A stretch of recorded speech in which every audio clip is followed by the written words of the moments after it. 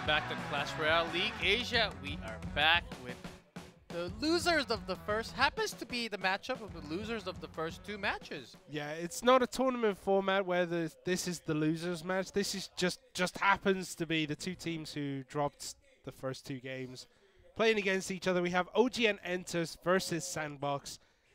Is that going to affect these teams, do you think, coming into this match? I don't think too much. It should be, every match should be a different one and a new one. And because these games are preset, they knew that they were going against each other from the beginning.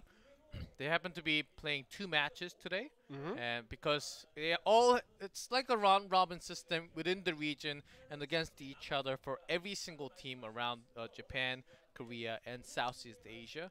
The three regions being the entire region of Asia. That's why we're having this pennant race with the rankings, and they're a pro team now. They can't be just an individual player. They should be ready to go on top. But this happens to be the loser team from both games. Yeah, I mean, but both of them played pretty well in their games. It's not like they were completely bad in their first games. Let's go take a look at OGN Entus once more.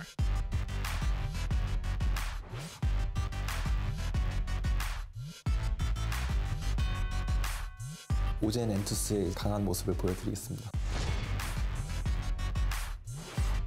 경기는 되면? 아니 뭐 안 지면 되니까 뭐.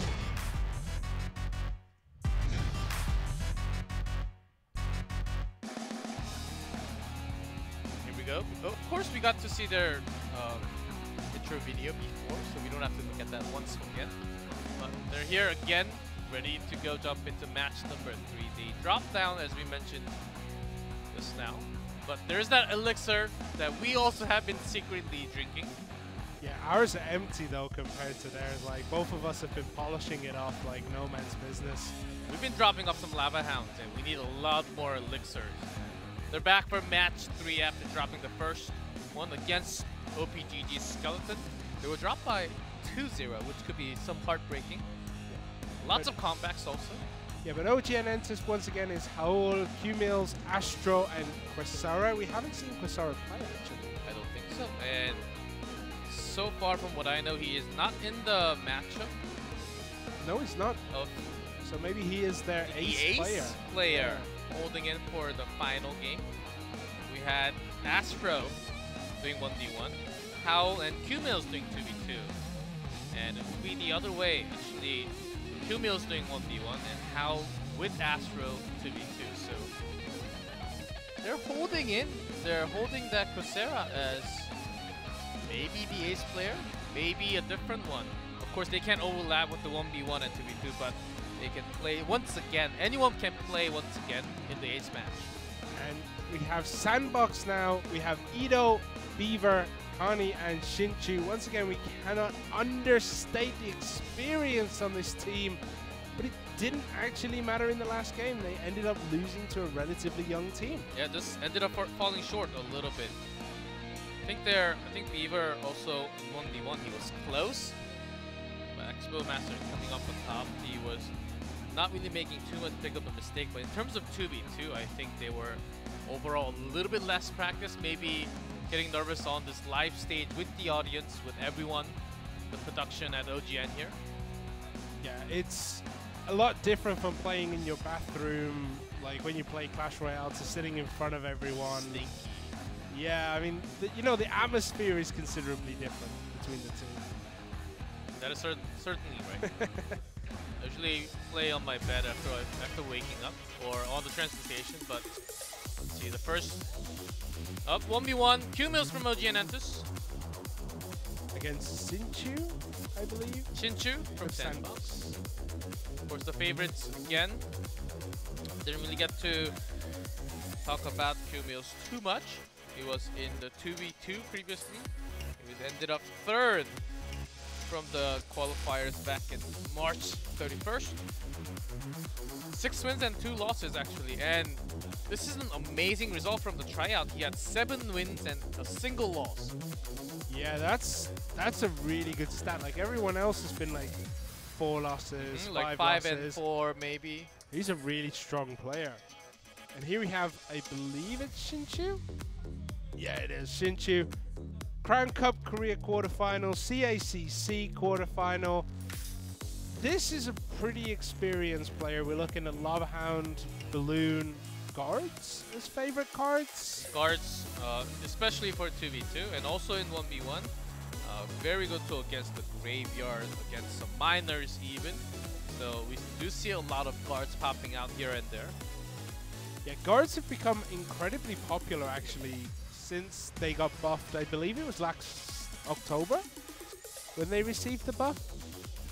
Can't quite remember exactly. I think it was last October. We were casting CCGS at the time.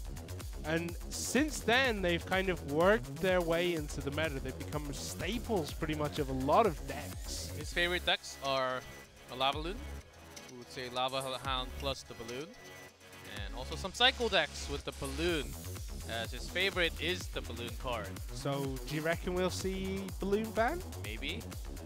Balloon ban would be the best coming out from QMills, I would say. QMills, on the other hand, loves to run the P.E.K.K.A. Hog Rider deck. Ew. Not the biggest fan of Hog Rider, I'm not gonna lie.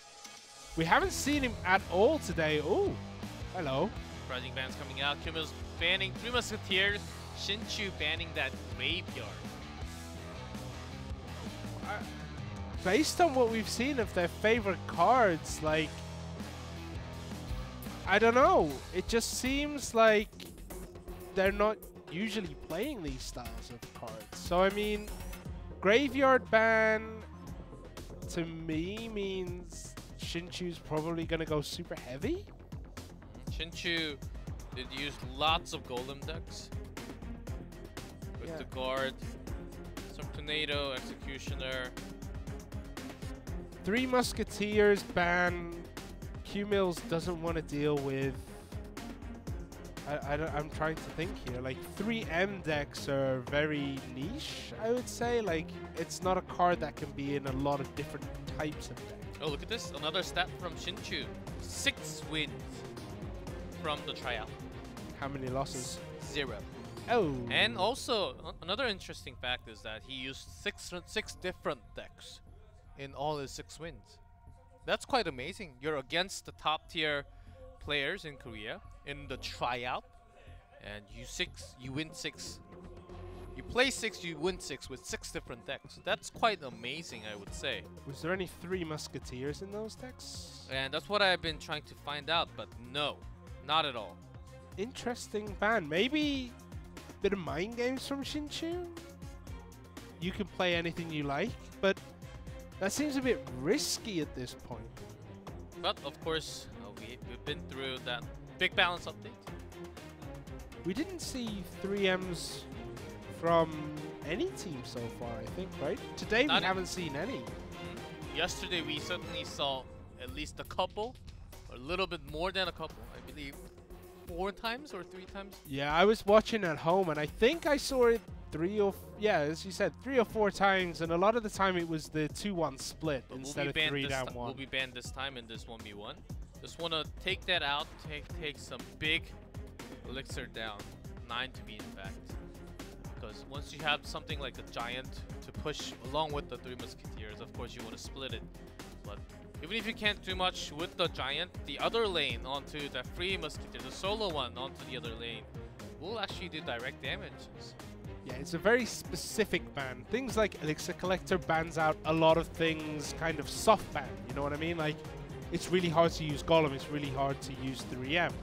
But actually, banning 3M is a super specific ban that may only affect 1 or 2 decks. Yeah, we have some personal things, like you not liking Elite Barbarians too much. Like, you would ban that card when you're going in, possibly. Like, my worst is because I used lots of Expo. If I encounter giants, and sometimes my Expo never really connects to the tower, I end up losing. So if I was playing personally, if I knew if I was playing Expo most of the time in this set, then I will be banning that card. And it seems like QMills has brought something that will work pretty poorly against the 3 Musketeers. So it has to be the reasoning why behind the ban. I wouldn't ban Elite Barbarian in tournament level though. I'd probably ban Hog Rider. You know, it's solid ban. Has been banned many times last year. Previously, 2017, we had Hog Rider banned. But he hasn't been banned today, right? Not at all. Yesterday? Maybe once yesterday. Can't quite remember 100%. But it seems like they are almost ready as having their headsets, and the referee is telling them that, can you, so that's the thing, can you hear me when they say can you hear me, because they have the earphones and the headsets. You can't hear them, and then they have to take the headsets off and then say, what did you say? And then they have to say it again. Ready? Can you hear me? And then yes, and then put it back, and they will say, can you hear me now? And then he'll take everything off and then says, yes. What did you say again? Yeah, those earphones they're the same one they use in like airports and stuff like that, right? From what I know, they use the same ones in helicopters. Ooh. Yes, so very high technology noise cancelling. So basically, if you have that on, you are on your own. You're in space. You're in that quiet, silent environment. I have a pair of noise cancelling headphones, and whenever I turn the noise cancelling on, it makes me feel weird. I don't know why. Like it does feel like you're just suddenly isolated from everything. Well, they already have the earphones on their ear, and then on top, so they only hear the game sound, because we do have the Korean casters in the venue, screaming out their spirits. I mean, they could listen to music at the same time, right? Oh, like I usually listen to a bit of metal when I'm playing Clash Royale. You know? If you want to risk your phone of having a 0.02-second delay of dropping down your units, maybe you want to listen to music. Playing music off the device wouldn't slow it down, right? Like streaming, of course it doesn't, maybe. But just in case it affects any of your competitive play, I won't risk that too much. What? Personally. Like I was trying to watch you guys playing casting yesterday while I was playing Clash Royale. I tried to squeeze the window of the Twitch stream down into the river.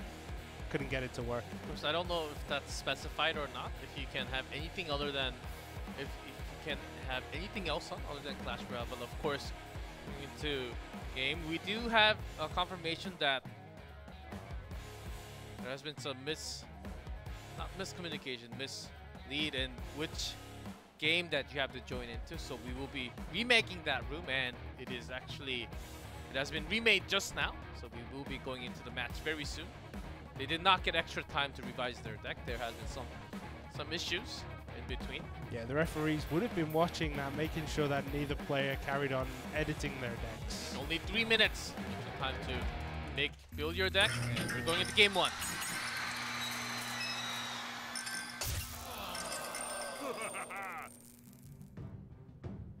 Here we go.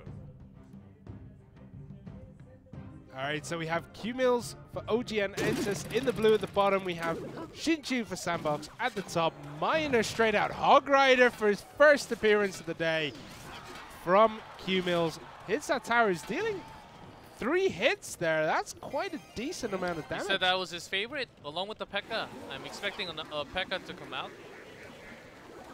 Your first one on 1v1. Bring out the deck that you have the most experience, that you feel comfortable. Yeah, that Mega Minion there didn't quite know what he was doing. Like, he was going for the tower, and then the skeleton, and then the tower. Like, confusing the poor guy. As you can see, the Ice Golem here is going straight for that tower. The Mega Minion is going to go for the skeleton balloon. Knocks it down. Quite a few skeletons, but not that many. Lock comes down. Yeah. I mean, pretty good. Pretty good start for both. Actually does a ton of damage for the first minute. Gets it down 1000 HP off of Sinchu's left when there's a Hog Rider once again. But is not ready and has to drop down the giant skeleton instead. Does he have anything that can slow down this giant skeleton though? Maybe the tombstone, but is there anything else? Oh, there's that magic archer we talked about. It will actually take out this tombstone. Yeah, all the skeletons also. That frees up the giant skeleton to go towards that tower. Oh, good. good tornado there. But it's doing straight damage. So much damage to the tower. Magic Archer just continuing its shots directly, going down to 299. Sandbox, Sinchu there taking a massive lead over QMills. QMills once again drops that Hog Rider, but the Goblin Hut pulls him away. Poison right on top. Hog Rider will not get single damage onto the tower directly this time. But the poison still does the damage, but still quite far away from the lead that Sinchu has right now. There's another giant skeleton dropping down. I believe the archer will follow very soon. There we go. I mean, oh, Magic Archer going straight through. Yeah, he had the angle just right to be able to hit that tower, taking it down. But Sinchu's top left tower is quite heavily damaged. There's 20 seconds left. Is it going to be possible to finish it off? Well, with that giant placed all the way on the far side, this Hog will actually connect. Miner dropping one. Emergency. Two. Is the poison going to be enough? It's probably not at the lock. Oh, just in time there. But the giant skeleton has connected with that King's Tower and is dealing a lot of damage. Also, the death explosion damage will do a ton here. Going down to 22. He Just decides to jump into the other Princess Tower instead of going for that 3 crown. Yeah, crowns don't really matter at the end of the day, I believe. Only if you go into a tie situation, but it's more important to actually win the game, of course. That damage really not connecting into the tower with the tornado. And QMills not really having too much other than the poison spell and the Hog Rider to do damage onto the tower. He is in a desperate situation right now. Yeah, we haven't seen many Ice Golem pulls of the giant skeleton. Like, if you position your Ice Golem in the right way so that it walks up the other lane, you can drag that giant skeleton away from the towers. And we haven't seen that much today. Even a tornado panic tornado at that moment. I guess he did not have any other spells to actually work against those skeletons from the barrel. But dropping the hut there right on top of the Hog Rider completely nullifies it. That Ice Golem could have been a little bit further away, so it didn't take that much damage from the giant skeleton. But the Magic Archer again, with the angle that's connected onto that tower, does a lot of damage there. Only twice, but that may be enough. 3, or 4. Close to be enough. So much damage. It was 4 times he connected onto that. And there we go. Sinchu takes game number 1. He was one other strategy, one other factor that QMills did not really think about was the Magic Archer here. In this game, Magic Archer with the angle, he knew the timing. It's actually very, very hard to predict the movement and knowing the angle where the arrow is going to shoot through and also damage the tower. It just needs a lot of experience. Yeah, the Magic Archer is, when it's just attacking one thing, it's not doing that much. But when you consider that it pierces absolutely everything and will hit the tower, its damage quickly multiplies in usefulness. The third match, of course. It's another match, so OGN has called for another timeout for match number 3 already after dropping the first set. So we'll get an extra minute of 2 minutes to revise the deck instead of 1.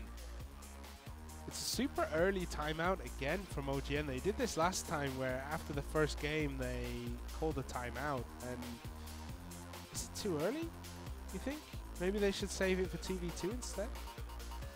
I think it's better to call it early because maybe the coach, maybe the captain saw some critical mistakes that QMills was not doing in practice but doing here. Just using that, just to use the time, not to revise the deck, but just to have some discussion, just to calm him down, because this is his first 1v1 in Clash Royale League Asia right here. Maybe just talk about the problems that he was having, why he was not using it, what was wrong with the cycle. Just a quick stat on today. 3/4 of the game, 3/4 of the games and sets that we've had, the team that won first loses the whole thing. It was the first one taking both OGN Entus and Sandbox. They both won their 1v1, won the first game And of then- set number 1, and then lost the other 2. Yeah. 100% of 1v1 games are won by the person who loses first. So, is this OGN Entus' time to shine, do you think? Are they going to keep this streak up? Let's see if QMills is able to come back from that game. Because Hog Rider, of course, was waiting for that hut to be down to go straight into the tower, but not really connecting too well. Was late on the target, and 2 minutes up has to keep the time. That's why the staff has to push them away. Of course, you can't talk anymore. 2 minutes up, no more talking. Gotta push them away back to their seats. Need some proper big bodyguards there just to start picking up the team and just start throwing them out the door kind of thing. Like, get out of here. Time's up. You have to be fair. Same time given for both teams all the time. Fair. Playing the game under fair, same condition is what we need here as OGN Entus QMills down 0-1. Let's go right into game 2.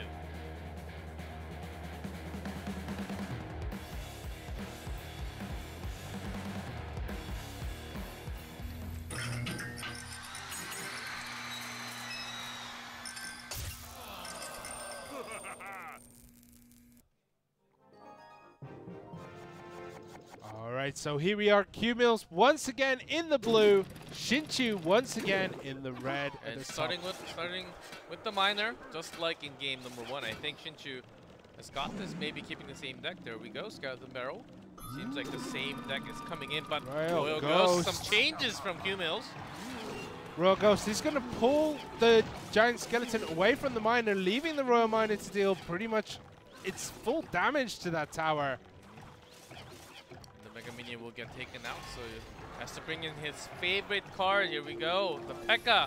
lining up. There's that Magic Archer again. Such a good card. With the right angle there, hitting the tower just short of that bottom right-hand tower, though. But P.E.K.K.A, is he going to get to the tower, do you think?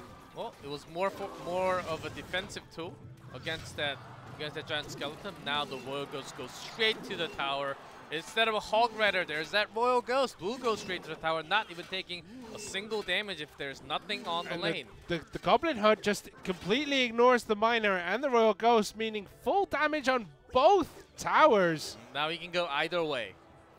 Down to 1400 for both of the towers on top. Sinchu really has to bring this game to himself. There's a poison that's going to quickly take down that Goblin Hut. But where is the next push coming from for QMills here? Like, he has to make a decision about where he's going to go. Is he just going to try to defend this? See another miner drop. Wants to focus on the left one, but There's a because Royal that's Ghost. a damage once. Oh, beautiful Electro Wizard there. Perfect timing, making sure that it takes down all of the skeletons out of that skeleton. Magic Archer actually connecting into multiple targets, few hits. Nicely done, but this miner is chipping off his own tower, Sinchu's tower. Out comes the poison. Another skeleton balloon. Ice Spirit. Do we have anything that can stop that balloon? We'll see. Comes right on There's the the down end. Wizard again. The Electro Wizard taking him down. Mega Minion, and this will be the Magic Archer time. Does not connect to the tower yet. Just doing No, so he's much damage. attacking the miner instead. But now it will, through the magic, well, just one hit through, and the explosion damage will now come. The skeletons will get taken out by the Royal Ghost and the Mega Minion there. Another hit, another 2 hits, 3 hits. Is that tower going to go down there from the miner? It just about goes down. There's not enough time left. OGN Entus QMills takes game number 2, and it looks like the curse is continuing. Well, I would say it's a trend, not a curse. Yet. If Well, this continues. you bring up, it's only the first day, and after that timeout, QMills has got it. So against that Magic Archer, Electro Wizard was the one that was really effective, delaying his attack, through attack coming with the arrow, and also stopping onto the other side. Electro Wizard was working out against that Magic Archer. Also against the barrel when the skeleton spawned. It's an instant zap with the body, isn't it? So it's such a good card to kind of stop those big pushes. It's really good against a lot of different things. Inferno Dragon, Inferno Tower. It's good against anything Sparky even if we manage to see a Sparky. Electro Wizard is good against so many different things. I think that was the exact card he wanted. The final game. Before the final game, they will have another minute before we go to the final game. The set number 1, 1v1 between QMills and Sinchu so far. And Sinchu kept the same deck for 2 times, and we oftentimes have players just keeping the same deck when they win. They don't really like to change because they have won last time, maybe thinking that they could win once again. And showing less strategy until you lose, I think that's a better way of approaching this pennant race. It's a long 8 weekends of games, so. But do you think they're putting themselves in a disadvantageous position by keeping the same deck 3 times in a row? Like, you're not showing you have that variety needed to be able to win these games. I think it's always a good option to not reveal your strategy. And in terms of this long race of the tournament, it's always a better way to have some hidden cards, because your opponent will not be expecting that coming out. The final game is ready between these two, OGN Entus, Sandbox. Who is going to lead match number 3? We are going to find out as we go right in here.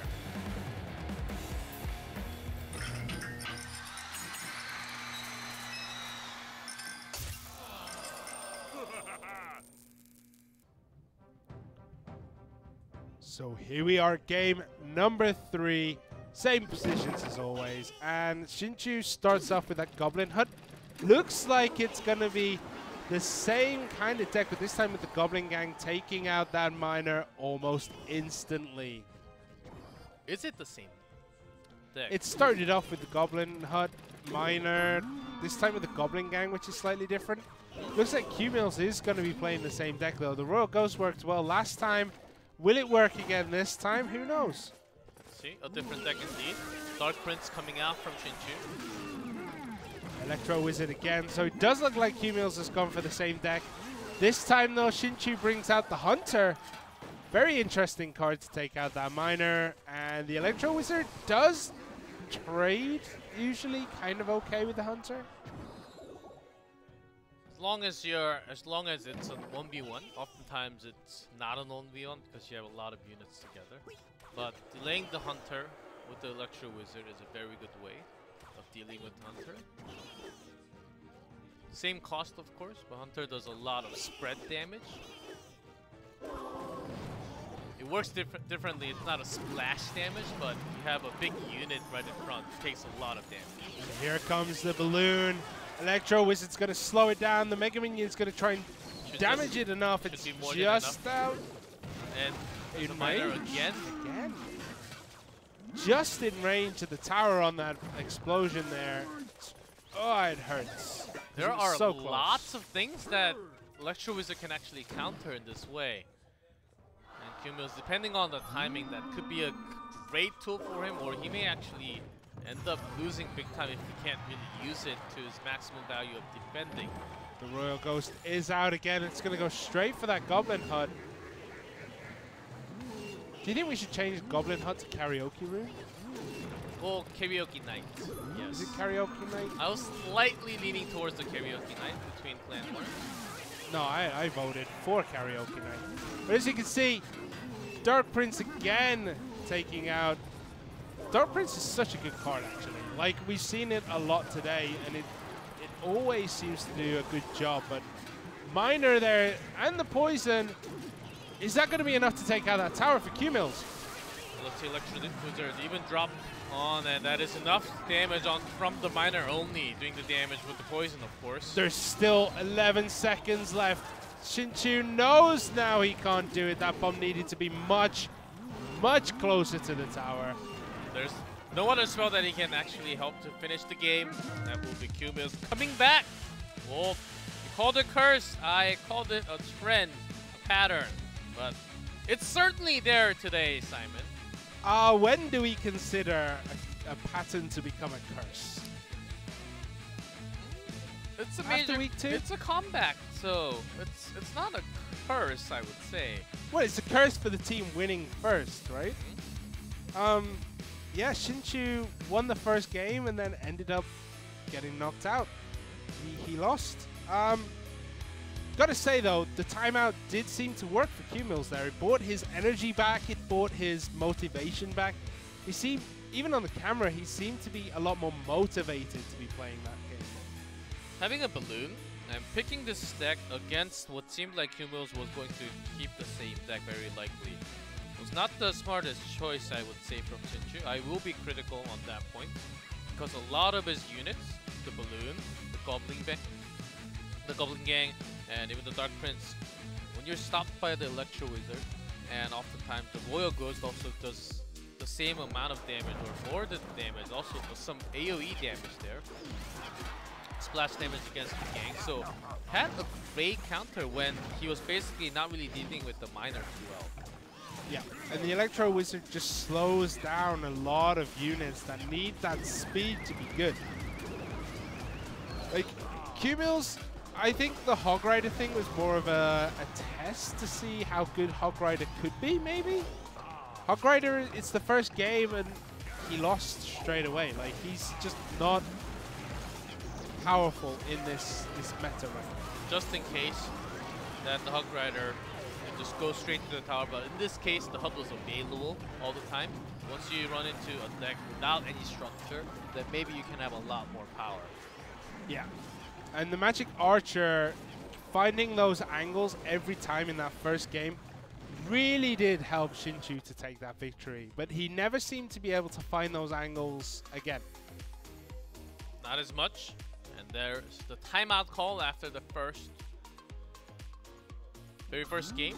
And we go into game number 2. And suddenly he's a changed man. He does so much better with the miner going all the way in. The Royal Ghost dealing, almost taking out this tower here. He did so much damage there. Both Royal Ghost and Miner just did their full work. And there's the Miner again to finish off the tower with Miner the poison. plus poison, just over time you just end up doing more than enough damage that you would just have that, not an automatic win, but over time you can't really lose too much. And he has a great way of defending. This game was the one that was calling out that Sinchu made a mistake picking his deck in this case. Yeah, he just didn't seem to have enough to go against what QMills had thrown out before. The Electro Wizard doing the work on that balloon there. If it had got closer, one hit, it would have been tied. Just understand that he did not have the best starting hand cycling, but his miner actually did close to no damage. It's a big difference in the spell. If you have the poison along with the miner, if you don't. And having the fireball, he was just holding on to that for such a long time. Yeah, he just never needed to throw it out. But now we're going to go into the 2v2. We're going to see, I believe, Beaver again? And HAUL, maybe? We'll see. Here is OGN HAUL. Favorite cards again. I believe he's lying about this now. Like, hey, Royal Giant. Tower. He can put down whatever he wants to that his favorite. You don't really have to play. But let's see if he actually played.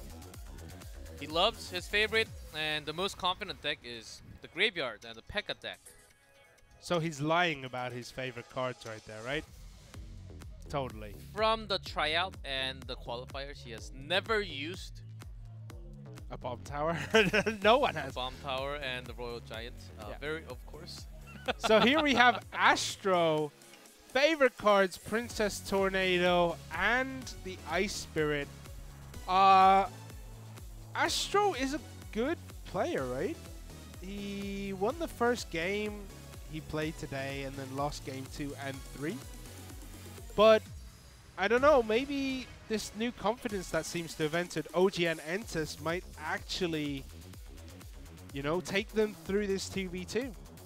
And also a legacy player, as we called out. He had the first 1v1 match in our very first match of today. Now coming into 2v2, and he says he majors in physics, and he's pretty smart about all the physics and mechanics and all that. That's in his notes. And he actually took a break off of his school, Yonsei University, one of the top universities in Korea. He actually went for leave of absence for this league. So that's a big commitment right there. It is. And now we have Beaver up on the screen. Crown Cup Korea champion, we've mentioned before. Favorite cards are very low elixir, very cycle heavy player. He hasn't really shown that much today, right? Like his other game. A little bit against the Expo Master. Yeah, but Expo Master is the master. Beaver is not the master, he's just Beaver. Yeah, exactly. And here we have Khani. Very interesting favorite cards that are actually useful, unlike Howls with the bomb tower. Khani was the opponent of the finals against Beaver. He ended up second place. Were enemies before, but now friends in the same clan, same team in Sandbox. As he's also known for some creative plays already, and that's exactly why Sandbox has picked up some creative players, as 2v2 requires a lot more creativity and new cards coming in. Yeah, there is no real super established meta in 2v2 because pretty much anything can work. Cannon? Cannon can work pretty well. I'm struggling to find an example, but it can work well. Cannon cart works really well. Well, cart, of course, works really well, but the regular cannon that lots of people actually forget that exists. Yeah, I had to think about which card you were talking about Not the for a little bit. Not the big one, the small one that I'm talking about, the common one. Well, maybe one day we'll get to see it. 2v2. In terms of strategy, Sandbox, I think they will be the one coming out with the creativity, but in terms of the speed and the push, OGN Entus has been using lots of miners, just chip damage oftentimes. Also, their players have been using lots of miners, chip damage overall tonight, this afternoon only. So yeah, I'm gonna go ahead and say, judging by today's kind of leaning, the way it's been going today, I think HAUL+Astro might have this. Give me some reasons. You can't just. You have to back it up. Because in match 1 and 2, the 2v2 team, the team that won the first set, wins the second set. Okay, we'll see. The bans, minor ban, of course, as I predicted. OGN very likely to use that minor again. Lots of the players from OGN using the minor today, so that's a good ban. And tornado ban again in 2v2. Seems like the right ban. It does seem like a powerful ban, but at some point you've got to realize that maybe you should try banning something else. Because Howl and QMills, I believe in the last 2v2, they banned out Tornado, right? Mm-hmm. And it didn't work for them very well there. Let's see. Tornado was open last time. It's, I think, because they were making a mistake. They made a huge mistake by using it both at the same time. Of course it does the damage, but you can't really maximize your both pulls. Having a minor ban, I think OGN has a lot more to talk about, because that's a card that they have been using so much.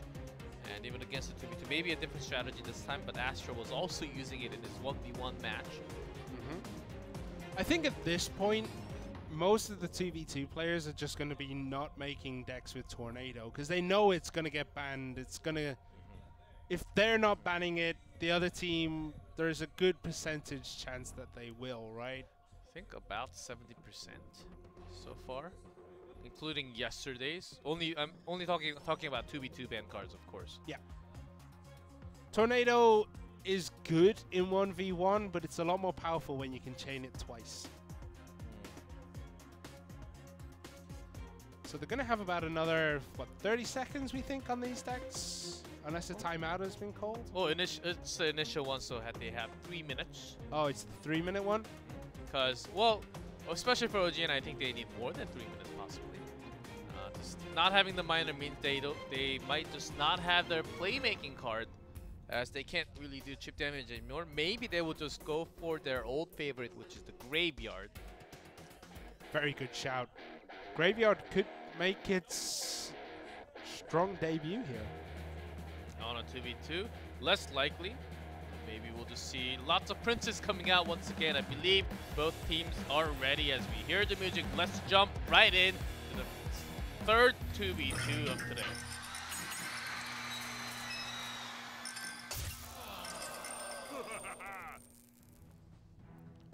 All right, so Astro, Howl, blue on the bottom. Beaver, Khani for Sandbox in red at the top. The Ice Spirit connecting with the tower, not dealing too much. But yeah, Astro and Howl, Golem, Dark Prince. They're gonna go for the second Dark Prince, do you think? Maybe, right? Maybe after the initial push. There's the Rage Potion as well. That's gonna be pretty useful. Yeah, it's going to come down with the balloon. We've seen this work so many times in the past. There's nothing really there. Oh! Fireball just enough, but doing tons of damage directly to the tower. Inferno happening a little bit, but when it comes to 2v2, when there's so many units, Inferno Dragon actually has so low of a chance to actually hit onto the right target. Yeah, it takes good positioning, good timing to make sure that it hits the right thing that you need it to hit. And that time it just didn't do it. Down to 16, about a third off of the tower. That pushed it really, really well. I mean, they don't have balloon in their hand right now. There's a poison. It's going to drop probably, yeah, just in front of the tower. There's the Dark Prince. There's the balloon this time. Rage Potion again causes that balloon to pick up so much extra speed. Electro Wizard is just about to stop, but it does get one hit, and that tower is going down. Very close to be going down, but is there enough defense here for Astro and Howl? The Infernal Dragon still alive, connects almost. Yeah, it looks like OGN Entus here have the number of Sandbox. They have the major number. Sandbox, the thing is, they are holding in that graveyard. They have never dropped that yet. Maybe if they have chance to, like last time, the last push, I think they could have done it. But they chose not to for some reason. And then the Rage didn't really even connect. So early poison take out the tower, also damaging the guards as they are making their own push, which is also a great way of defending on their own. Yeah, that Golem is going to soak up so much damage and just slow everything down so that they can defend this push a lot more effectively. But both sides has Infernal Dragon straight connecting to the Golems from either side. So not really the biggest threat there, but here comes the direct push onto the other lane with the balloon. Is there going to be anything to slow it? Oh, the bomb is in range, but it's not going to be enough at this point in the game. There's 10 seconds left. I just don't think they've got anything in them to take this victory. So there are a few differences having the Rage Potion, but having the Rage Potion dropped on top, you can actually just time it and just drop it easily, but instead, Sandbox had a Lumberjack instead, which can be a little bit more of a damaging tool, but once you drop too early or too late, it's not super timed well. It can actually be timed by the opponent, so it is not the same. Sometimes just having the Rage Potion is a better Rage spell is a better option on 2v2. Yeah, it's always the worst feeling when your Lumberjack goes down last, and if it went down first, you'd have probably done 2 times as much damage to the tower, but because it went down last, that Rage Potion is actually worthless. It doesn't do anything. And never really getting a chance to pop that graveyard towards the back. That was their key playmaking card, and if you can't really use your playmaking card because you're busy defending or having some kind of push on your own, then you are kind of lost. You lose your theme of the deck, and you can't really make your own push. Yep, but we're going to be coming down to the end of this minute now as they're talking about the decks, talking about the strategy. So we did get a call that Sandbox is having their timeout here, as we'll have extra minute to talk about the decks as they drop their first game of 2v2. Because if they lose this one, this is the final one. They lost the 1v1, and they lost the match previously to this afternoon. If they lose this 2v2, once again, it is actually match point for OGN Entus, so they have to call this one short, talk about a little bit more, maybe having some different decks. Yeah, if you were the coach of Sandbox, what would you be telling them right now? Well, our Lumberjack certainly did not work, guys, and we banned the Miner. I don't know exactly why. If we had the Miner, I think it could have been working way, but that's stuff to talk about later on. But let's use this time to really get stuff done. What else do we have? What other decks do we have in preparation? Can we actually use the poison this time? I like how you're very focused on business and not the mentality kind of thing. Because I'd be there going, come on, guys, you can do it. You can do it, guys. Come on. I trust you. Like, you got to build that. You got to build up their ego. These guys have lost. Hey, I was a player before. Of course, not a Clash Royale player. But when the coach does that, I would just say, please go back to your seats. Really? Really? That's why you're not on the pro team anymore. He's just put me in his death note right now. He's counting how many times I'm like hurting his feelings. I'm sorry, man. I'm sorry. So the things that go through your brain, what you're thinking, the thought process of predicting of what your opponent is trying to do and what you want to do in that time, it is certainly not enough time to think about everything. And when your coach just comes and says nothing about the game, it's not really big of a help. So, coach, I'm expecting them to really help on the deck, just reminding them, oh, did you play? Remember playing this deck before? It was really good counter on what they have just played. Maybe bring that up. I think that's a good way. Well, we are going into that game number 2 after the timeout. Maybe the final one.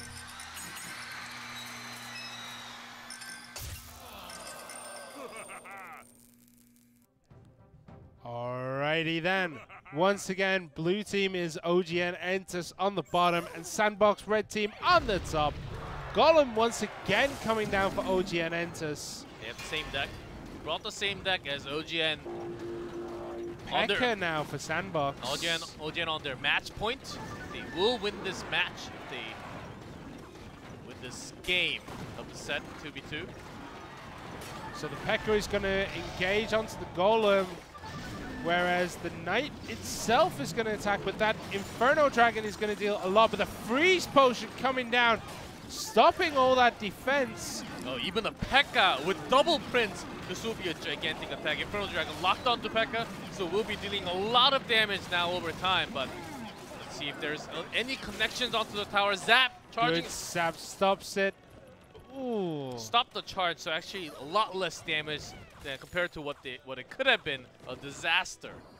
Sandbox do get the better out of this first engagement. Will that continue into the rest of this game? We've seen a couple times where the team that got the first strong push didn't quite manage to hang on. Oh, OGN actually choosing the other lane, interestingly enough, because their tower is the one damaged. They were possibly even thinking of that, thinking of contesting for the push would be the same, but Lumberjack this time from Sandbox along with the Pekka. Oh, and unfortunately that Inferno Dragon does connect with the Lumberjack first, meaning all these units are now under rage. Oh my, so much charging damage into the there. tower. The guards coming just in time with the zap, but not enough to take down everything. But though. there's not enough elixir will be connecting now to the tower. Direct shots. There goes once, twice, and the third side. This tower is gone. That tower is gone. They just didn't have enough elixir there to defend. And the Pekka's almost continued his assault onto the King Tower. And I think we almost know the winner of this game already. As Sandbox. Pekka connecting into the tower. How often does that happen? Not very often, especially when I'm playing. But yes. Well, they had the Pekka pushing in from the, as you mentioned, Inferno not really connecting with the Pekka, connecting into Lumberjack instead. It was a big part. yeah, and that Rage Potion just meant that all of Sandbox's units could just rip through everything. And right now I feel like I'm watching a car crash in slow motion because I can't see how OGN Entus are going to win this one. Sandbox doing freeze, buying time, making sure they get the balloon down. 5 seconds left, and it seems like we have game. Sandbox is going to win this one. Come back after the timeout. Hey, the timeout is working for these teams. Yeah, but now it's up to who can win the third and final game of this. If OGN wins, it's over. That's it for today. they take match number 3. But if Sandbox win this final game, we're going on to the first ace match of today. OGN ENTUS, of course, previously known as CJ ENTUS. Now we rebranded into OGN ENTUS. Of course, fair conditions for all the teams. Though we are at OGN. Yeah, OGN do not give any special favors. Like, the spirit of competition is the most important thing.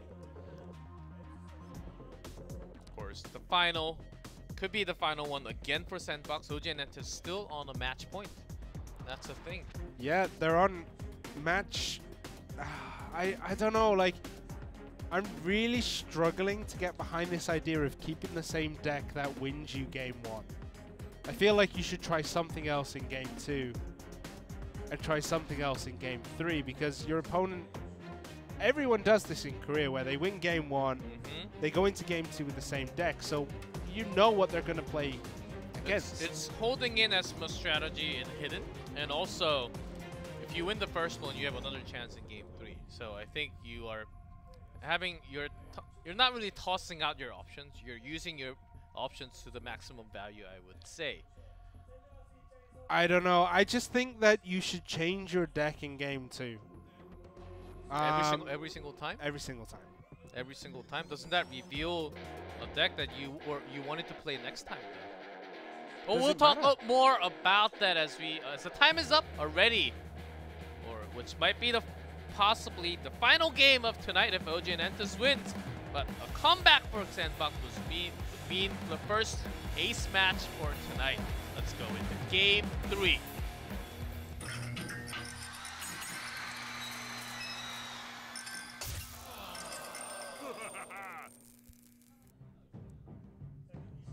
All right, so OGN ENTUS blue, Sandbox in red for the 3rd time in this game.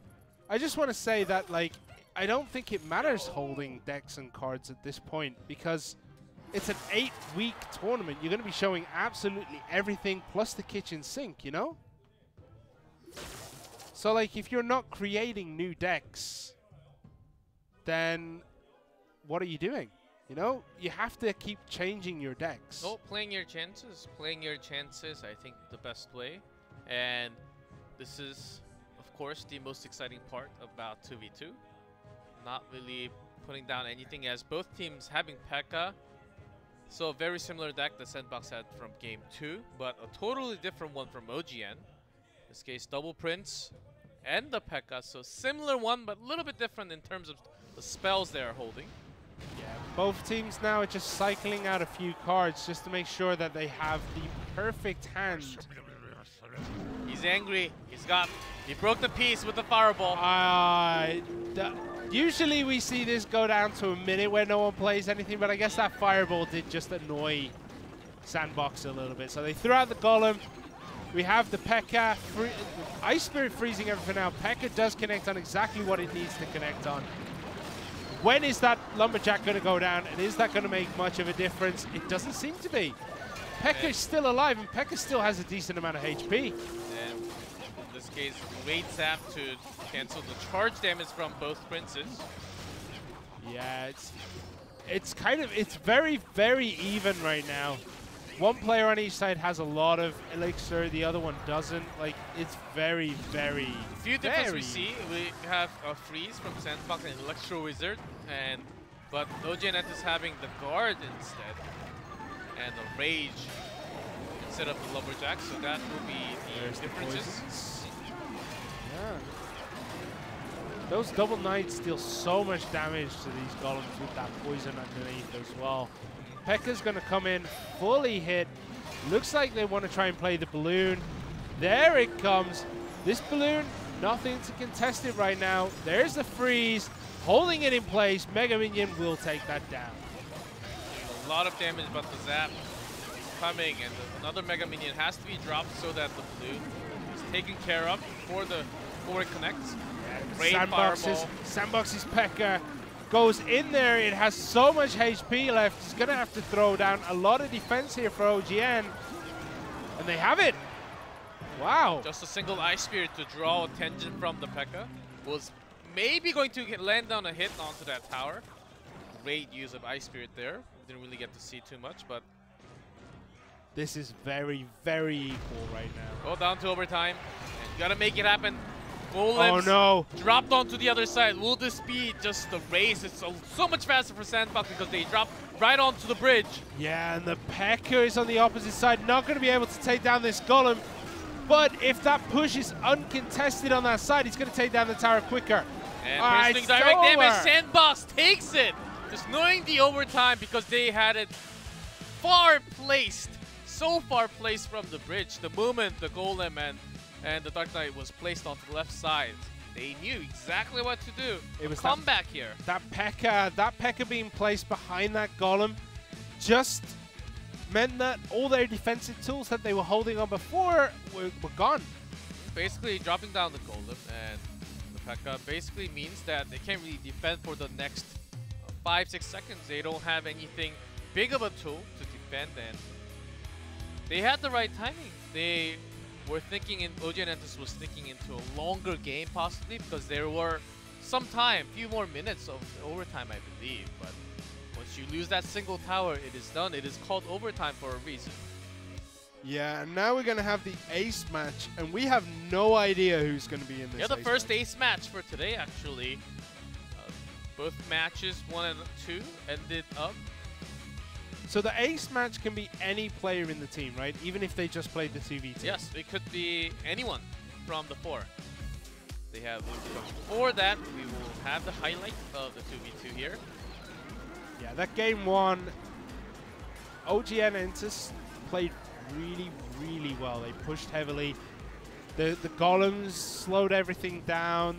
The Infernal Dragon did so much work as well. The Rage with the Graveyard, not really the best hand for Sandbox against this type of deck. Yeah, Rage has kind of understated how important it's been in most of these 2v2s. Not just the Rage, Freeze has been so effective also for Sandbox, especially when they not just using it as an offensive spell, but to delay the balloon, trying to freeze a lot of units down to make sure they have a lot of free time to do the damage. Now, I still think that you should change your deck in game number 2. Purely for this reason. Like, they play the same deck, they lose, and then they've got to try an untested deck in game number 3, where they could go back to their first deck in game number 3, you know? Like, for me, I just feel like they should be changing their decks in game 2. Hey, what if you don't feel confident enough to play the new one? Maybe if you practice most of your time on 1-2 things, you can't really focus on something else. You have to bring something that you have been practicing.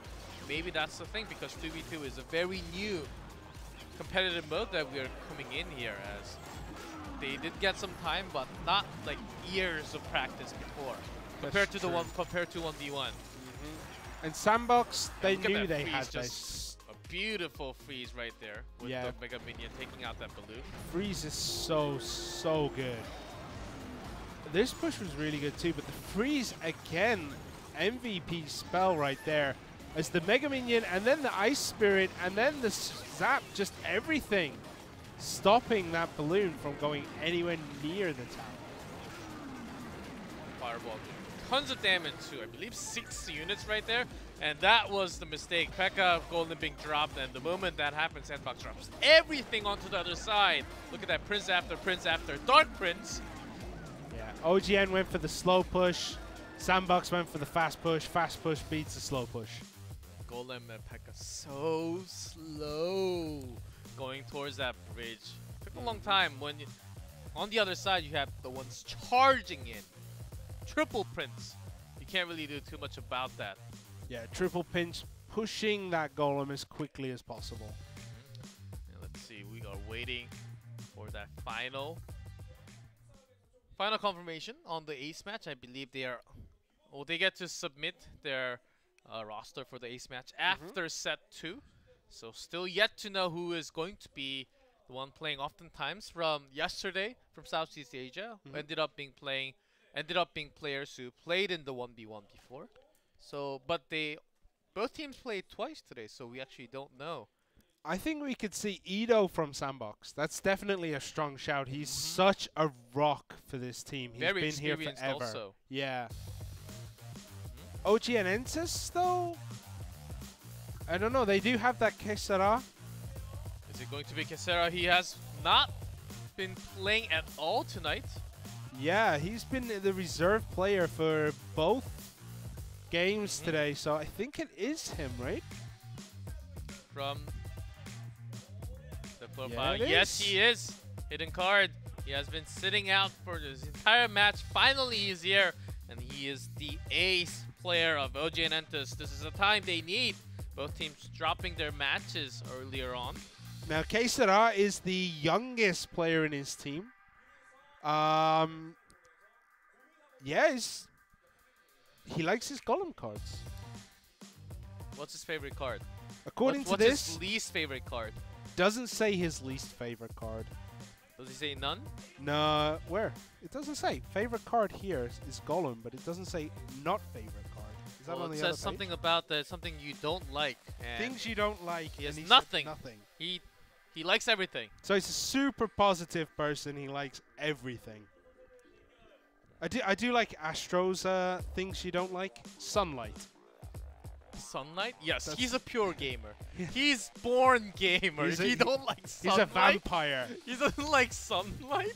And as we predicted, Edo for Sandbox. Edo is the most, I would say, experienced player for Sandbox.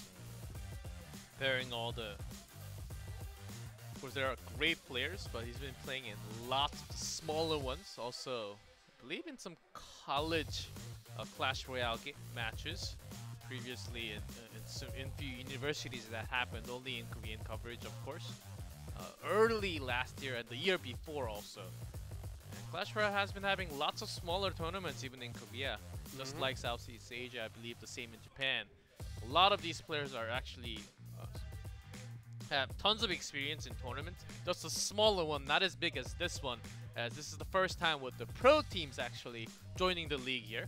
His most charming quality for Edo is his nose. Wait, I didn't quite get to see his nose. Yeah, I know. I You missed never his think charming about it quality. until someone says like, "Oh, my best feature is my nose," and then you look at the nose and you're like, "Well, really?" But yeah, like some of these questions are really bizarre. Like I love reading these things. Like, you know, what is your hobby other than Clash Royale? Nothing. Well, I know one of the players wrote down, what is your hobby other than Clash Royale? Said COC. He's a born That was Supercell actually boy. Edo, yeah. Supercell. Edo is a pure Supercell player. A lot Yeah, of right here. Yes, right there. Clash of Clan. Do you think his nose is his most charming quality? Like looking at him now, I'm like. Overall, yes, overall. What, you saying the rest of his face is terrible? No, overall, like I'm saying, his overall charming. He has an overall charming face. So, looking at lots of the things, there are lots of cool profile information about the players, and we're having a lot. What's your favorite card, Simon? Favorite We card? talked about a lot about your least favorite. Nightwitch. Nightwitch. Yeah, I really do Then- like Nightwish. Then I'm guessing you use a lot of golem decks I used to, yeah. or giant even. No, I never used the giant Nightwitch. We saw that in the last set, and it was really good, but I just never wrote down the deck list. I just lost it from my mind completely, and I can't do play a remember? lot of golem decks. Okay. But I've switched lately to Expo decks, but I Oh, still like Expo. Nightwitch. Expo is easy. Expo is a very easy one. I have a weird one with the Bandit and the Electro Wizard, but it works quite well. And of course, it's not as defensive as the one we saw, like the Archer. I do not have the Archer with the Expo. Most of the time, it pairs up with the Archer, but I use it with the Goblin Gang and the Bandit. And even the Tesla, no Fireball either. The Log and the Zap. So it's a weird mix with the spells. I have my own, but it climbs up pretty well. Yeah, your decks do seem to climb up pretty nicely, whereas my decks kind of like linger and then drop like a stone, and then it's like, all right, fine, I'll play a Hog Rider deck to get myself back up to And then where there's I my was. Tesla. Boop. And then your Yeah, Hog Rider is gone. and then I play against you, and I just feel bad for my life, you know? Like, what am I doing? Why do I keep playing against G-Clef? He keeps beating me. Like, I got to throw in the towel at some point. Well, if you go into 2v2, if you win, you get those crowns. And also, you get the chest. Aha, that's why. I don't play 2v2 myself.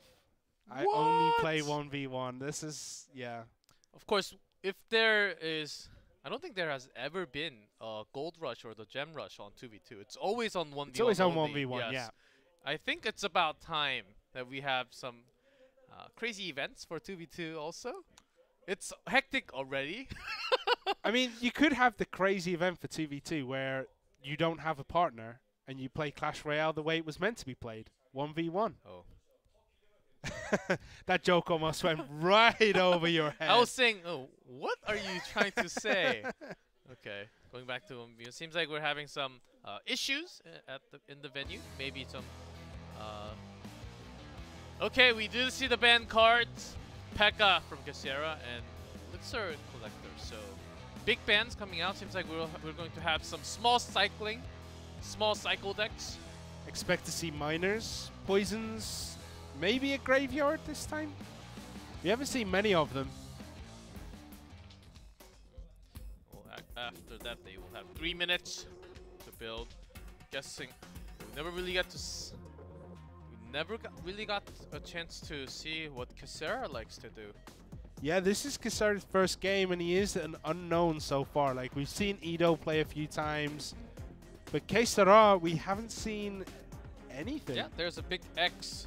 Clash Royale offline tournament experience X means there has been none. None. Nothing.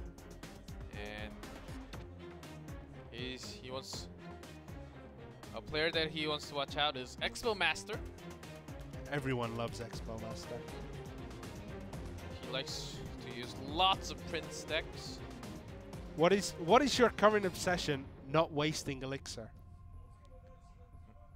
For Quesara. For Quesara, his current obsession is not wasting Elixir. Not wasting Elixir seems like the way to go. That's how you win games. Elixir management is one of the most important things. That is right, and counting cards. Those two should always be equipped by the pro player. You should be reading cards and reading, well, even we know as a moment, because once you play enough of Clash Royale, you know at certain moments, you know that, oh, I have a lead right now. I can just push, and he won't be able to defend. Those things happen, and you will know instantly because they will know, of course, because they have been playing this game for a long, long time. And super high ladder. Yeah, when you're first starting out, all that stuff you have to work on and you learn. But then as you've been playing the game for nearly 2 years, like some of these guys have, it's second nature. And one more thing, if you play enough, you know if the opponent is on a phone call or not. Once you send something and he doesn't respond, and then you test the opponent, right? You end up sending one more. Is he AFK? Send one more bandit, and if it goes straight, okay, this is a time. Throw everything. Yes, yes, that is the best feeling. But before you do that, you always have to test the opponent a few times, right? Test the water, because if you do it too much on after the first one and he's not, maybe he's it's a bait. I yeah. know. Maybe he has a rocket and he can actually kill all of your units. He can come back into the game. Yeah, I had that happen the first time. Nobody playing against me takes phone calls. They're probably much like me and aren't very popular, so we don't get phone calls, you know? Oh, I get lots of spam calls. That's it. That's basically it. But other than that, guys, the most important thing is ace match is ready. Let's go into game 1.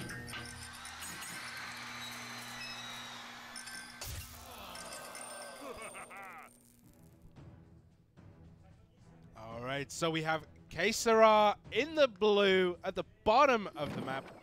Ido in red at the top, and Ido once again showing off this Goblin Hut. We already see the reason why he banned that P.E.K.K.A, because he was going to bring that giant. Yeah, you don't want giants going against Barbarian P.E.K.K.As, Hut. but this is a building deck here for Ido. Barbarian Hut. Summons deck here, as he will just try to push that in from now on until the end, unless there's a poison. Yeah, poison will take down the lifespan of the buildings quite a lot. But there is an Electro Wizard as well for Ido. But the Baby Dragon is happily connecting onto that tower. Even the Prince, not getting the charge, but a single damage does actually a ton of single unit damage there. He Had didn't. to use the miner also to Yeah, defend. Edo didn't have anything to defend that baby dragon. Certainly a tough one right there. Giant walking in again. Now this time the Dark Prince and the Prince together. And Edo summoning a lot, but now almost connecting into the tower. The Dark Prince connects. That will be a tower gone. It. Yeah, Edo's getting walked on right now. Quesara does such a good job. His towers have barely been looked at.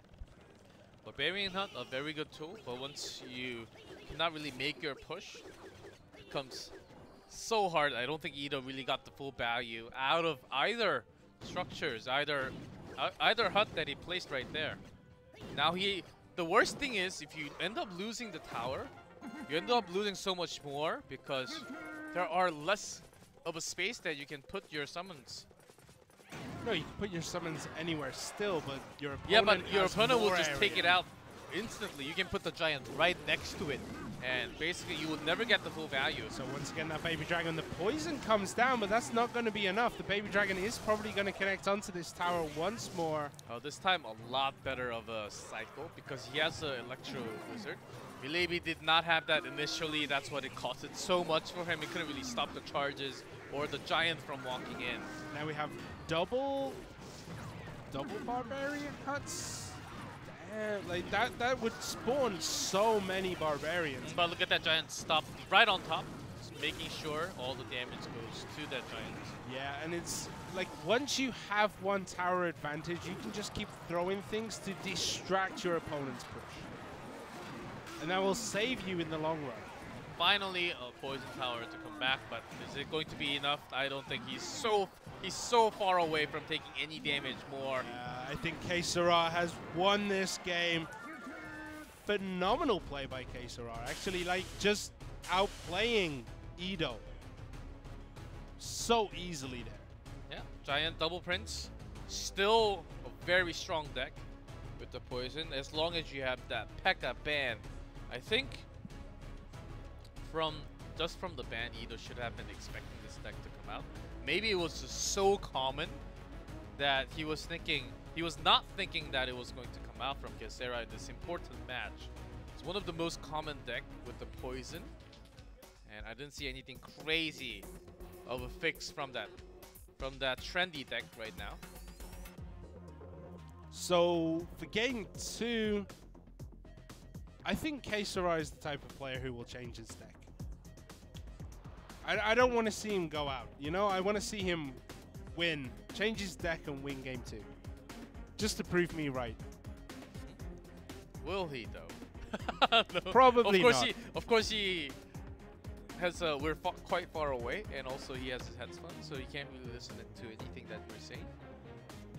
Yeah, but it does look like he is making the most of this 1 minute, and usually when someone doesn't change their deck, they're sitting like Edo, just super relaxed. Well, this game win for Quesara will secure a win of the match for OGN Entus, but maybe a comeback from Edo with game number 2. The game is ready, guys, between these two players. Maybe the final one, OGN on a match point. Let's go into game 2.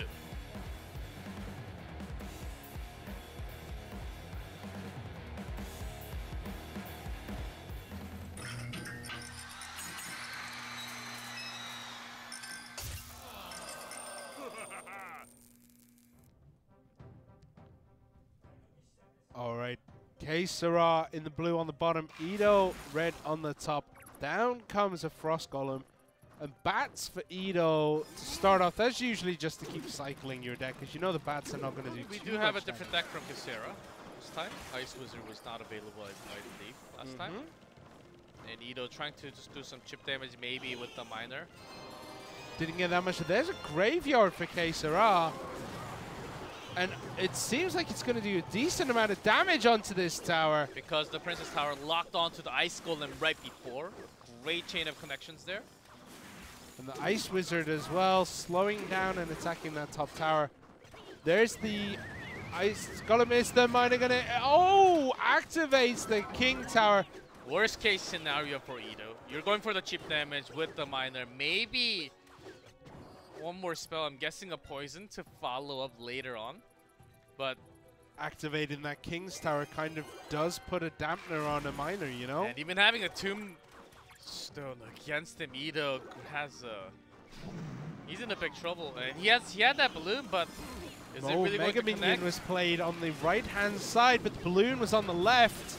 That balloon is going to connect. Perfect tornado. Ice Wizard there is going to freeze everything down. As you can see, the King Tower doing so much defense against that balloon. Having that tornado instead of a poison when he has a graveyard, great counter. So Ito, not just that he was sad about activating the King Tower, but the fact that Quesara had a tornado was the biggest problem because he was holding that balloon until this time. Yeah, and tornado and balloon is kind of a hard counter. Goblin Gang, and then the goblins, and then poison. Poison for Quesara as well. Also Very spell heavy here. But again, those skeletons did so much work. already used. I believe he's just in cycle for another tornado, so this balloon shouldn't be He too much uses of it a against problem. the bats, doesn't matter. But Quesara's bottom right-hand tower is now at 962. That graveyard poison needs to do so much work to even out the score And here. the Goblin Gang being dropped down, but on top of that poison, so he can't really do too much. Going for that maximum attack, also splitting apart with the miner onto the other side. Uh-oh, that looks... Oh, good tornado again. Mega Minion there to clean it up. But again, Ito somehow manages to scrape out a lead here. A scratch by scratch onto the other side. As we're throwing out Miner along with the balloon this time, Miner is going to take the damage for but there's a tombstone. Perfect counter to draw its attention. Yeah, Quesara has not been dealing with the miner at all on that tower. It's just left. And I mean, yeah, the King Tower is active, but apparently it's not enough to save that tower. However, Quesara is dealing a lot of damage to that top left-hand tower. Is it going to go down? And it will! It does! Just enough, and the log was not even needed there to finish the game. And that's the end of set number 3. And also the match finally goes to OGN Entus. Yeah, that means OGN Entus finished today 1-1. Sandbox finished today 0-2. Gotta be Even though they're the most experienced team. 0-2. Creativity was the word, was the vocabulary they used, the word when they wanted to pick up the team. The coach was mentioning that creativity, unexpected, fun players to play with, but not going to work as well tonight. The first beginning, they are going to return home with without any wins tonight. Ito looks pretty unhappy after. I don't know. He doesn't look too bummed out. He looks kind of okay, but yeah, the whole team still look kind of happy. Actually, they're just it happens. But we've got 7 more weeks to. They're in fix front of this. a camera. Yeah, I know. You know, once they get outside, they're gonna beat him up or something like that, like teammate revenge. Well, for OGN having a major comeback, finally going all the way to the ace match, though. Not the final game, but still. And as you predicted, Quesara actually changed up his deck And to won. Graveyard. And won. I tell you, like, changing your game into that second game is so important. Let's have the highlight of the ace match between the two once again. Yeah, Quesara's giant double knight deck worked really, really well, actually. And plus, there was nothing there really to stop that baby dragon. I don't know what he was thinking having Barbarian and Goblin Hut. Like, I never tried to put 2 huts together. It drains so many resources. Putting them, of course, together would pressure the lane a little bit more, but once you have the giant against you, we'll just soak all the summoner's damage. And once you have the Prince to back it up, it's really hard for you to create your own push, especially single Prince is okay, but the Dark Prince is the real problem once it stacks up. It would just do the splash damage onto multiple targets. Game number 2, we see this miner activate that King Tower, and that was it. Like, after that, Quesara never actually tried to defend the miner. He just let his King's Tower do the work. Tornado being effectively used by Quesara. And the tombstone there was perfectly timed as well to make sure that the balloon would turn around and not keep going. But yeah, taking down that tower there, poison, graveyard, log. We saw that a lot last year, and it worked this time again. Goblin Gang not really too effective. Maybe the guards, I think, could have been a better tool to work against the graveyard, especially. He also had another source of goblin, maybe just spear goblins, I believe, or just the regular goblins, either one. Very low cost. Was weak against that poison. That was the drill. And we will go straight into 오늘의 the 세 final 번째 interview. 매치 엔투스와 샌드박스의 경기 함께 하셨는데요. 오늘 두 번의 경기를 하느라 굉장히 힘이 드셨을 것 같은데 Yes, I will just 그럼에도 불구하고 translate it 기쁨이 넘쳐 계시는 to you 선수 guys. 한번 만나보실게요. 네, 엔투스의 하울 선수 인터뷰 We'll 한번 have an interview 해보실까요? with HAUL from 안녕하세요. Entus, 안녕하세요. OGN Entus. 네, 오늘 두 경기를 하느라 힘드시진 않았는지 궁금합니다. Of course, having to play two 네, matches 오늘 today, was it 오전에 tiring at 아무래도 all? 긴장이 많이 될 것 같아서 선수들 이제 많이 격려도 하고 우왕청심환도 좀 먹고 해서 We took some 긴장을 최대한 줄여보려고 했는데 vitamins, 많이 some 떨어서 좀 energy 경기력이 drinks. 많이 안 나왔던 것 같아요. to 두 매치 ease 모두 the nerves 2대2 a little 대결에 bit, but I think we were 합류하셨는데요. quite 2대2에 nervous on our 유독 first stage. 자신 So 있으신가요? I think that's the reason why we couldn't do so well in the 2대2 first match. 매치요. 아 2대2 매치요. 오늘 2대2 매치가 이제 제가 항상 들어가 있고 좀 승률이 오늘 0%라 조금 많이 Oh, I was 걱정되고 always in the 이제 2v2 match, 그나마 and 좀 1대1 하는 we lost both 선수분들이 of them. 진짜 너무 잘해주시고 해서 but 좀 for my 격려도 많이 teammates who played 주는 super 것 well in 동시에 the 이제 좀 1v1, I'm really 서로서로 proud of them. 얘기하고 I thank them personally. 배려도 하다 보니까 좀 좋은 결과 나온 것 같습니다. I think we did a 플레이 lot of 코치 겸 practice. So 선수라고 I think really 들었습니다. 네. 선수들에게 working 어떤 together. 코치이신 것 같으세요? show the 일단 results 좀 가족 of 같은 today. 분위기를 많이 했고요. 좀 나이 차가 조금 이제 많이 있는 선수도 We 있고 do have 없는 some 선수도 age 있는데 gap in between our team, 이제 서로서로 in 친구처럼 between the 좀 members, 편하게 but we are 하면서 like a family. 재밌게 좀 연습하고 훈련한 것 We like to 같습니다. have fun during practice. 네, 오늘 and 첫 에이스 결정전이 prep for the 나왔어요. match. 케이사 선수를 내보낸 이유가 있으실까요? 일단은 Was there a reason 1, 2 for 경기 때 Quesara 좀 to come out in the 되게 ace 많이 match? 노출된 선수들보다 조금 숨겨져 있고 비장의 카드 같은 We wanted to use him 느낌으로 because 이제 선수를 the other 믿고 players actually played 내보냈는데 before, so we wanted to 해줘서 hide 너무 some 기쁘네요. strategy. He was not 네. revealed at all. So 그리고 케이사 that was the biggest 선수께서 reason why 자사프 he was 덱을 the ace 들고 match player. 나오셨어요. 네. 혹시 그거는 상이하에 나오신 건가요? 네, 제가 일단 이 덱을 쓰는 게 좋을 것 같다고 말했고요. 덱도 이제 원래 연습한 거보다 좀 한두 개 제가 추천해서 바꿔서 일단은 좋은 결과 만들려고 if the graveyard won the final decks, did 결과론적으로는 you 좀 guys talk about that 다행인 before? 것 같습니다. Yes, I had some 네, recommendations 멋진 personally 코치신 것 같아요. during the 그럼 timeout 첫 and 매치 때 the break time. OPGG에게 So, 2대 0으로 so having some new 패하셨는데 decks 그때는 actually 어떤 helped 피드백을 us a lot 하셨나요? in today's match. 일단은 좀 너무 패배감에 휩싸여 있어서 좀 밥 먹으면서 이제 점심시간 때 이제 좀 많이 격려를 했죠. Yeah, 이제 against OPGG we 이제 lost, but 오늘은 over the 지나간 lunchtime 경기라 we were 생각하고 talking throughout, 이제 having some feedbacks, 다음날 이제 들어온 just 경기라고 새로운 경기라고 하고 샌드박스와 전과 cheering us up. And then when we went 했습니다. to the second match, we 네, just 오늘 첫 승 had the mindset 축하드리고요. this is going to be a 앞으로의 new game, 각오 a 한 brand 말씀 new game. 부탁드립니다. Let's just have 앞으로 fun 이제 and 국내 just 경기 enjoy our 조금 new game. 남았고 해외 경기도 있는데 오늘 같은 실수를 보완해서 And the final 더욱더 thoughts. 강한 오젠 팀이 되도록 노력하겠습니다. And after 네, all the games, we 인터뷰해주신 also 하울 have the 선수 regionals 감사드립니다. next week, and also against the other regions starting from week 3. 네, 이렇게 해서 try to OGN prepare better and 엔투스가 have 세 better 번째 results 매치로 the 승리를 later stage 했다는 of the 소식을 tournament. 알려드리면서 앞으로도 클래시 로얄 리그 아시아 And that was 많이 많이 HAUL 사랑해 from 주실까? OGN Entus. And 그럼 다음 주에 만나요. 안녕. I think we're coming back right to us, but that's going to be it for us as we have. As for myself, G-Clap, and Simon will be done very soon. Yeah, it's been a pleasure today, and I'll be back tomorrow. G-Clef, you're not? Yeah. So we'll be back tomorrow. But we'll have the result. We'll have the result. There is the result for the day. OGN Entus coming back after a loss against OPGG. OPGG and King Dragon. Oh, King Zone Dragon Next. Beating out Sandbox, and then OGN Entus beating Sandbox for the end of the day. Honestly, Kingzone Dragon X, they looked really, really good today. And I think they look better than OPGG and OGN Entus. We're very solid and lots of expectation for Sandbox, but dropping both of their games. Competitive known, lots of competitive players, lots of great experiences as we have on the paper, also known for their previous tournaments. But here's the next matchup tomorrow, actually We'll have our first Clash Royale League Asia with Japan tomorrow. Yep, and we're going to have Game With versus Panos Sports, FAV Gaming versus Detonation Gaming, and Game With versus FAV Gaming.